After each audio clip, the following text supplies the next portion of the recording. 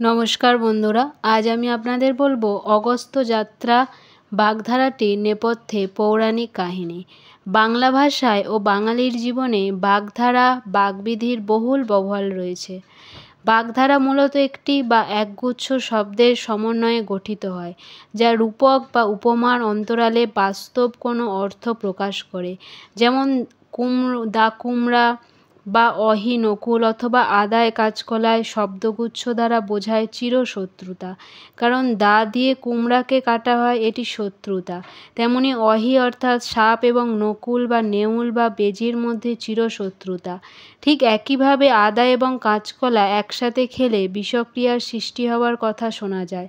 অর্থাৎ সামগ্রিক অর্থেই শব্দগুচ্ছ দ্বারা চিরশত্রুতাকে প্রকাশ করে। কিন্তু কেন এই বাগধারাটির দ্বারা চিরপ্রস্থানকে নির্দেশ করা হয়, এর নেপথ্যে আছে এক কিংবদন্তি কাহিনী। সে কাহিনী আজ শোনাবো আপনাদের। কাহিনীর সূত্রপাত নারদ মুনির হাত ধরে। সৃষ্টির দেবতা ব্রহ্মার মনন থেকে সৃষ্টি হয়েছিলেন নারদ মুনি, তাই তাকে ব্রহ্মার মানসপুত্র বলা হয়।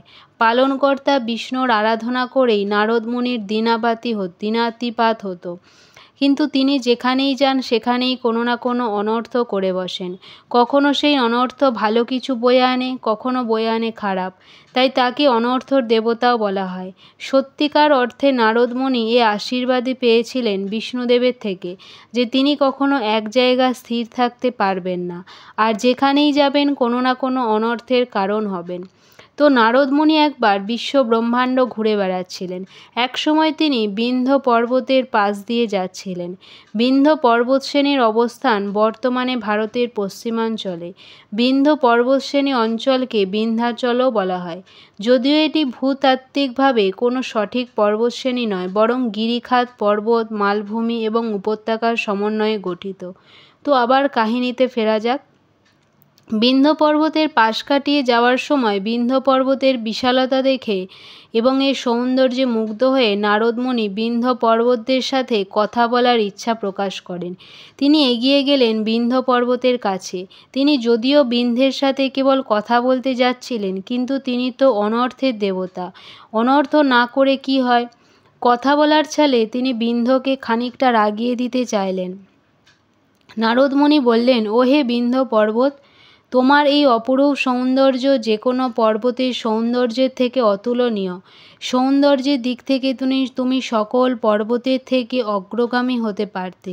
অন্তত আমি তাই মনে করি। কত প্রকার জীবেদের তুমি ধারণ করে আছো, কত মুনি ঋষি তোমাকে আশ্রয় করে আছেন, গুহায় বসে নির্বিঘ্নে তপস্যা করছেন। কিন্তু এসব বলে নারদ মুনি মলিন মুখে দীর্ঘশ্বাস ছাড়লেন। নারদ মুনির গুণগান শুনে বিন্ধ্য পর্বত খুবই গর্ববোধ করছিল এতক্ষণ, কিন্তু তার দীর্ঘশ্বাসও বিন্ধ্যর নজর এড়াল না। সে বলল, আপনাকে অনেক ধন্যবাদ মহর্ষি নারদ, কিন্তু আপনি যেমন বললেন যে আমি মহৎ পর্বত হতে পারতাম, আমি কি মহৎ পর্বত নই? নারদ বুঝতে পারলেন পরিকল্পনা সফল হয়েছে, কিন্তু মুখে সেই মলিন ভাব বজায় রেখে ইতস্তত ভাব দেখিয়ে বললেন, আমি তো বলতে চাই তুমিই পর্বতদিগের মধ্যে সেরা, কিন্তু সেটা সঠিক হবে না। বিন্ধ্য পর্বতের এবার ক্রোধের উদ্রেক হলো। সে বলল, কেন? আমার থেকে মহৎ পর্বত আর কে আছে?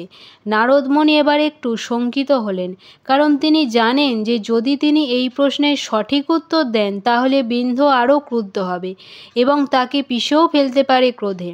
কাজেই নিজের পিঠ বাঁচিয়ে তিনি বললেন, ওহে মহৎ পর্বত, আমি একথা বলতে পারবো না তোমাকে, কিন্তু তুমি সূর্যের অনেক কাছাকাছি আছো।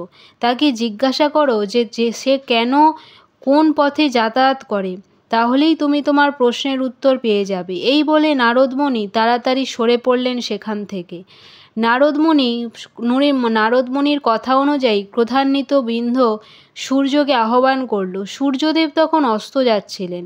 বিন্ধ্য এতটাই ক্রুদ্ধ ছিল যে সে সূর্যদেবকে প্রণিপাত পর্যন্ত করল না, বরং রাগান্বিতভাবে জিজ্ঞাসা করল, সূর্যদেব, আপনার যাত্রাপথের বিবরণ দিন আমাকে এখনই।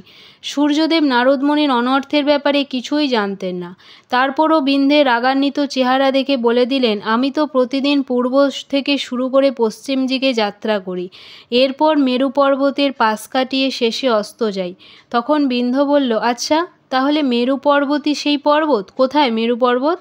সূর্যদেব এবার আরও শঙ্কিত হয়ে বললেন, স্বয়ং ব্রহ্মাদেব মেরু পর্বতে থাকেন এবং এটি এতটাই উঁচু যে তার পাশ দিয়ে যাওয়া ছাড়া আমার আর কোনো পথ নেই। সূর্যের কথা শুনে বিন্ধ্য বলল, কিন্তু আপনি আমার পাশ দিয়ে তো যান না, আমি কি ততটা গুরুত্বপূর্ণ নই? শুনে সূর্যদেব বললেন, না বিন্ধ্য, ঠিক তা নয়। মেরু অনেক উঁচু এবং সৃষ্টির আদি থেকে আমার যাত্রাপথ একই ছিল, এখনও যেমন আছে। এই বলে সূর্যদেব আর বেশি অপেক্ষা করলেন না, অস্তে ঢলে গেলেন। এদিকে বিন্ধ্য তখন রাগে ফুঁসছে আর পর্বতের উপর জমে থাকা পাথরখণ্ডগুলোকে নিক্ষেপ করছে ভূমিতে। মেরু পর্বত তার থেকে উঁচু এবং তার থেকে গুরুত্বপূর্ণ, একথাটি একদম মেনে নেওয়া যায় না। শেষে বিন্ধ্য সিদ্ধান্ত নিয়ে নিল যে সে নিজেকে মেরুর থেকে গুরুত্বপূর্ণ প্রমাণ করে দেখাবে। এই ভেবে সে নিজের উচ্চতা বৃদ্ধি করতে শুরু করল। তাকে মেরু পর্বতের থেকে উঁচু হতে হবে। এদিকে বিন্ধ্যের এই উচ্চতা বৃদ্ধির কারণে পৃথিবী হয়ে পড়ল ভারসাম্যহীন, যা মানুষ ও দেবতা উভয় পক্ষের জন্যই হয়ে উঠল সমস্যার কারণ। বিন্ধ্যকে থামাবার কোনো উপায় না পেয়ে শেষে দেবরাজ ইন্দ্র এলেন মুনি অগস্ত্যের কাছে। অগস্ত্য মুনি ছিলেন বিন্ধ্য পর্বতের গুরুদেব, কাজেই তাকে শান্ত করতে পারলে কেবল অগস্ত্য মুনিই পারবেন। দেবরাজ ইন্দ্র তার অভিপ্রায় জানালেন মুনির কাছে। সব শুনে মুনি মুচকে হাসলেন এবং দেবরাজকে নিশ্চিন্তে ফিরে যেতে বললেন স্বর্গে। কুটিরে ফিরে এসে তিনি তার স্ত্রী লোপামুদ্রা এবং 2 পুত্রকে সব কিছু গুছিয়ে নিতে বললেন। এরপর তারা 4 জন পথ চলা শুরু করলেন। একসময় তারা পৌঁছে গেলেন বিন্ধ্য পর্বতের সামনে। তিনি বিন্ধ্যকে আহ্বান করলেন। বিন্ধ্য নিচে তাকিয়ে দেখে যে গুরুদেব অগস্ত্য ডাকছেন। সে মুনিবরকে অভিবাদন জানিয়ে করে বললেন, গুরুদেব আজ্ঞা করুন।